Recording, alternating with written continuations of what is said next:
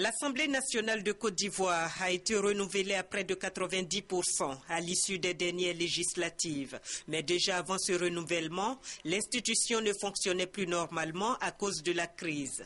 Le président de l'Assemblée nationale a donc jugé bon de renforcer les capacités des parlementaires et l'Assemblée parlementaire francophone a accepté d'apporter son soutien. Même si les uns et les autres savent ce pourquoi ils ont été élus, il est bon que l'on puisse mettre à leur disposition les textes et tous les éléments pour leur permettre de mieux exercer leur rôle et aussi leur donner toutes les indications concernant leur statut. Les formateurs ont insisté sur le rôle important des députés dans le contrôle de l'action gouvernementale. Le vote du budget qui a été la raison de la création historiquement des parlements, mais aussi en contrôlant l'action du gouvernement.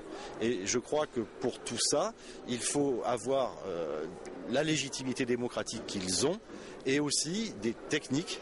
Il faut qu'ils échangent avec d'autres parlementaires qui leur feront part de leur expérience, comment ça se passe dans leur pays, pour par exemple interroger le ministre sur l'exécution de son budget ou sur la préparation de son budget. Tout ça, c'est très important. Cette formation fait partie d'un ensemble de projets en faveur de l'Assemblée nationale de Côte d'Ivoire à travers l'initiative multilatérale de coopération interparlementaire francophone. Et la Côte d'Ivoire est le premier pays à bénéficier de cette initiative de l'Assemblée parlementaire francophone.